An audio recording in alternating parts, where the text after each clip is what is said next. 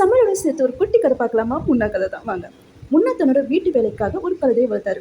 தன்னோட தேவைகளையும் தொழில்களுக்கும் ரொம்ப உபயோகமா இருந்ததால அந்த கழுதையை ரொம்ப பாசமா பார்த்துக்கிட்டாரு. இப்பவும் அந்த கழுதை சாப்பிட்ட அப்புறம் தான் வந்து முன்னாவும் சாப்பிடுவாரு. அப்படி இருக்கிற ஒரு நாள் காலையில முன்னா தன்னோட வாசல்ல உட்காந்துட்டு இருந்தாரு. அப்போதான் கவனிச்சாரு அவரோட கழுதை சத்தமே கேட்கலன்னு. உடனே வீட்டுக்கு பின்னாடி போய் கழுதை கட்டி இருந்தது இடத்தை அங்க கழுதை காணோம். அந்த கட்டி இருந்த கயிறு வந்து அவுந்து இருந்துச்சு. அடடா, கழுதையை ஒழுங்கா கட்டாம விட்டுட்டோன்னு நினைச்சாரு. இதை பார்த்து பக்கத்து வீட்டுக்காரங்களா எல்லாரும் அடடா, முன்ன பாசமா வளர்த்த கழுதை இப்படி காணாம போயிடுச்சுன்னு வருத்தப்பட்டாங்க. அவங்களும் முன்னாவோட சேர்ந்து கழுதையை தேடினாங்க.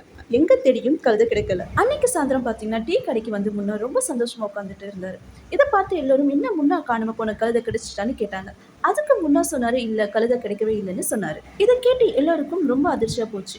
இது என்ன, பாசமா வளர்த்த கழுதை ஓடி போச்சு, ஆனா அதை பத்தி யோசிக்காம இப்படி சிரிச்சுக்கிட்டு உட்காந்துட்டு டீ குடிச்சிட்டு இருக்காருன்னு எல்லாரும் அவரையே பார்த்தாங்க. அப்போதான் முன்னா சொன்னாரு, எனக்கு ரொம்ப சந்தோஷம். நான் அந்த கழுதை மேல உட்காந்து இருந்தா இப்போ நானும் அந்த கழுதை மாதிரி காணாம போயிருப்பேன். அப்படி இல்லாம வீட்டு திணையில உட்காந்து இருந்ததால இப்போ நான் பொழைச்சுன்னு சொன்னாரு.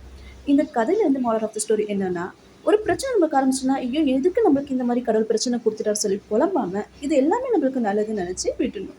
விட்டுட்டு அடுத்த வேலையை நம்ம பார்க்க போகணும் சந்தோஷமா. நன்றி.